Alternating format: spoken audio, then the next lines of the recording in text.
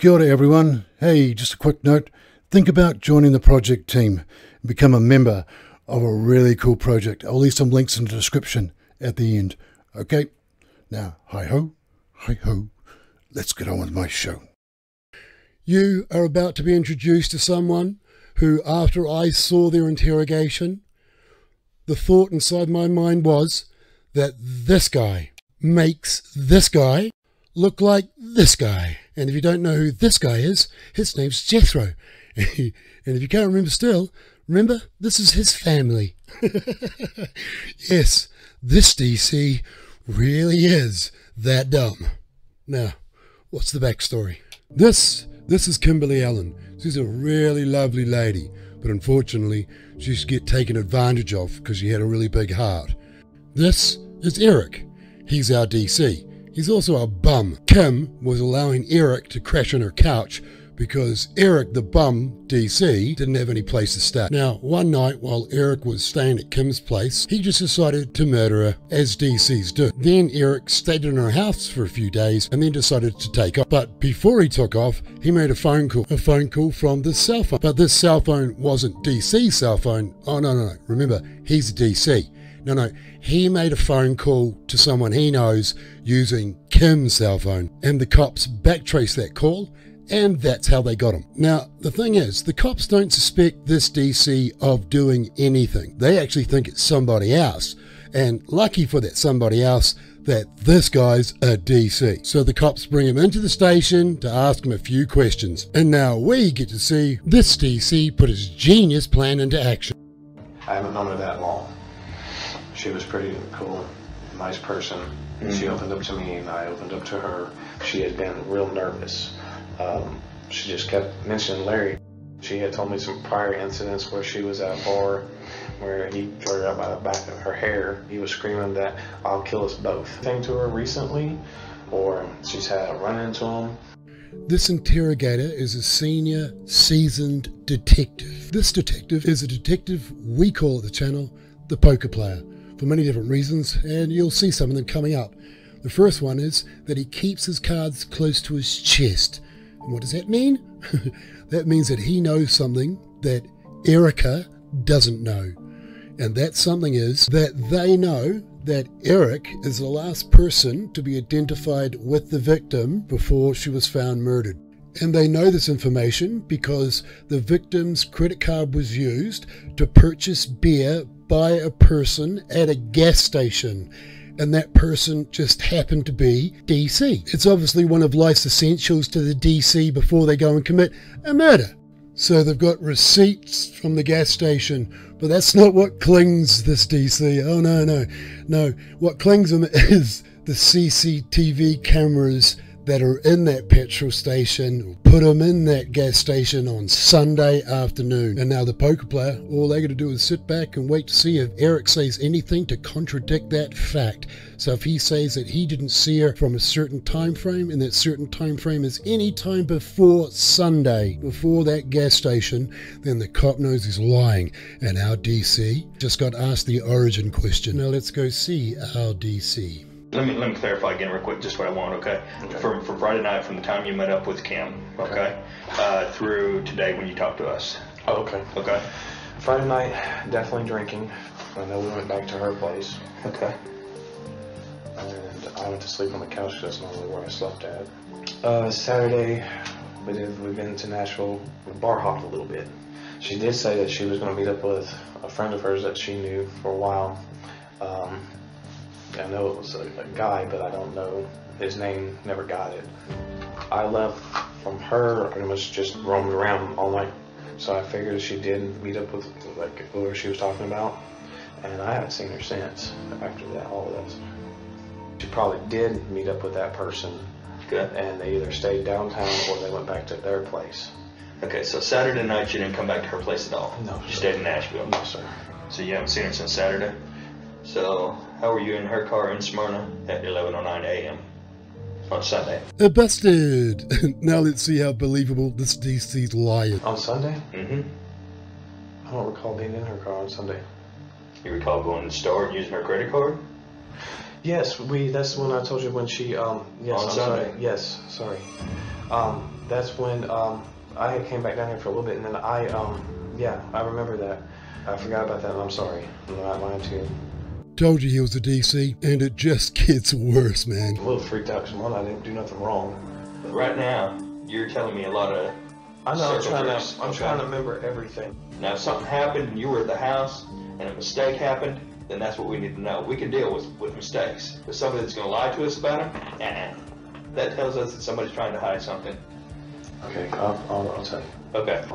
I want to say it was Miller, Carl Miller. They were just screaming and yelling at each other. Like Sunday, Monday morning, like early morning. He just told me, get the f*** out of there.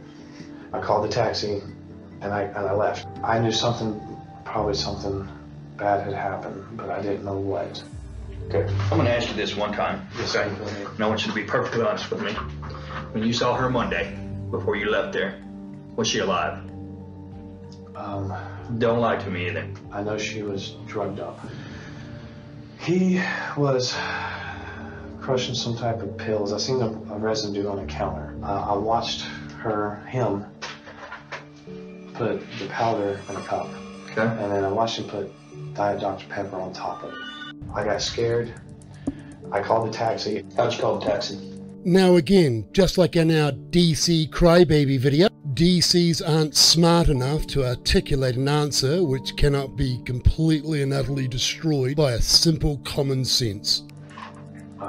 She had given me her cell phone to hold on to. Okay. So what'd you do with her phone? After I got rid of it because I didn't know what the hell was going on. Yep, he's another DC that puts the J in genius. Well, I gotta be honest with you, it's still bugging me that you take her phone and just decide to throw it away.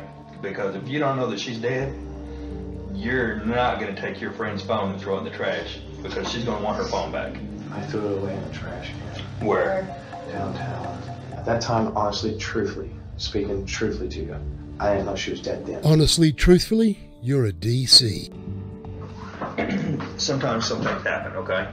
Some things are accidents, okay? If you were there, y'all were having sex, you were getting drunk, you were getting stoned, she died, then that's what we need to know, okay? I just knew that he told me I need to leave, and I left.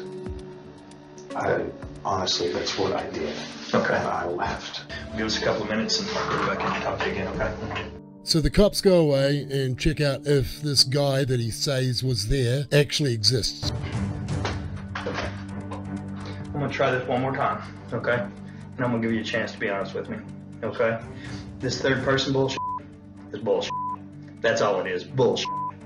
There is no Carl Miller in Smyrna or Rutherford County. You're gonna have to start being honest with me. I'm being honest right now. No, you're not. You keep blowing smoke up my butt. Yeah, but I'm being honest with you. I'm freaking the out because I did not kill this woman. I didn't poison this woman. I didn't do shit. You and her, the only two in the house at that time. At that time, yes. Okay. And now you're about to see another reason why we call this guy the poker player. You see, the cops still don't have anything on this DC, so this detective's gonna run a bluff. A really big bluff. You see the poker player keeping his cards close to his chest. They actually have video of Kim in her car withdrawing money. Now, you can only see Kim, but they highly suspect that DC's in that car and he's forcing Kim to withdraw that money. So we get to see this really smart detective do his bluff. I'll be honest with you. She went to the ATM and got the cash out. I think it was like $420 or something like that. You were there Sunday night, correct? At her house. Okay. Whose picture are we going to see at the ATM at that night? On which night? Sunday night. Sunday night. Mm-hmm. You were with her when she went to the bank, right? Yes, sir. When she got the money out. Okay. What were you holding to her neck?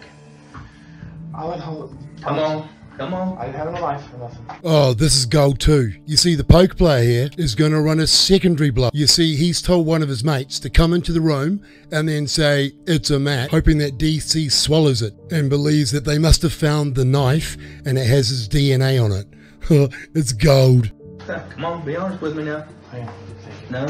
hey, it's a match. Ladies and gentlemen, the poker player. Okay, you want to try this again? All I can say about his answer is the name of my channel. She asked me, I didn't cut her, she asked me to hold it, and I did. She asked you to hold what? She gave me a knife. Okay. She tell you to hold it up to her neck?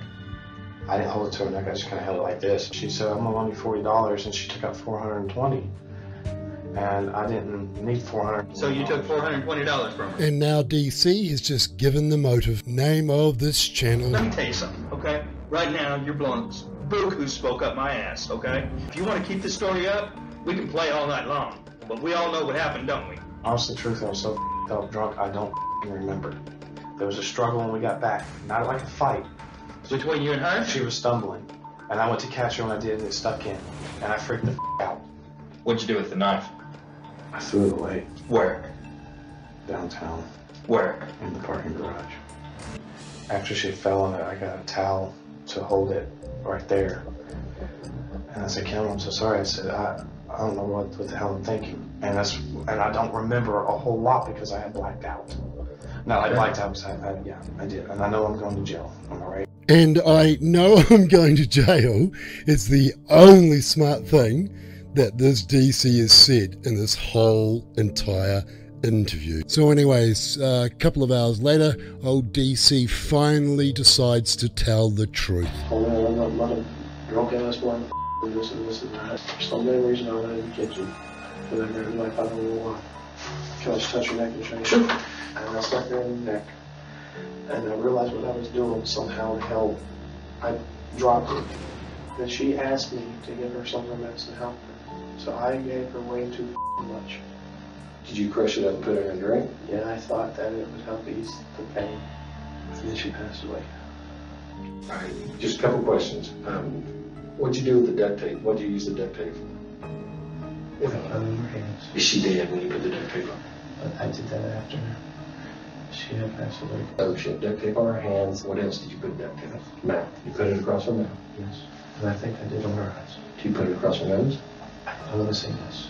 I'm going to ask you the hardest question I've ever going to ask a person, okay? And this is a you to me, okay? And I just want you to give me a plain, straight up, honest answer. Yes, sir. Did you choke her? I didn't choke her. What happened was after she was already gone, and I wanted to make it look like a break it. I put the tape around the neck, around the bag on it. Put a bag over her head, Yes. and then you put duct tape around the neck. She was already gone. Okay. How did you know she passed away? She was making some type of noise. It sounded like a snore almost. Mm-hmm. I just snapped. Okay. And I didn't realize what I was doing until afterwards. Okay. Let me clear up with just a little bit, okay? I think you're ashamed of what happened at the bank, but what happened is what happened at the bank kind of led to the rest of the evening. Yes, sir. Am I pretty close with that? Yes. No, you're not close. You're right, sir. You crushed the pills, put them in a cup. She drank some more. She started to get sleepy. You carried her to the bed. You went back into the living room. And then she was making those noises. You went back into the bedroom, put a plastic bag over her head, and then duct taped the plastic bag. Yep, this DC really is a pathetic piece of shit. Today, the man accused in her death faced a judge. An acquaintance of Allen, Eric Ellis, allegedly murdered the 45-year-old at her home on Bratz Trail in Smyrna back in March. Police tell News 2 he apparently confessed to the crime. Days before she was killed, she testified in a preliminary hearing in another case where she was the victim. Her estranged husband, Lawrence Eugene Allen, was arrested and charged in that case. Yeah, she had a really tough life, young Kim. It's just not fair because she really was a lovely person. So I'm glad that they gave this DC life because that's exactly what he deserves. And that brings us to the end of this episode of Dumb Criminal. If you haven't already, please subscribe and check out the playlist on the screen about now. Stay safe, everyone. Stay safe, especially my DC subbies, and we'll see you really soon.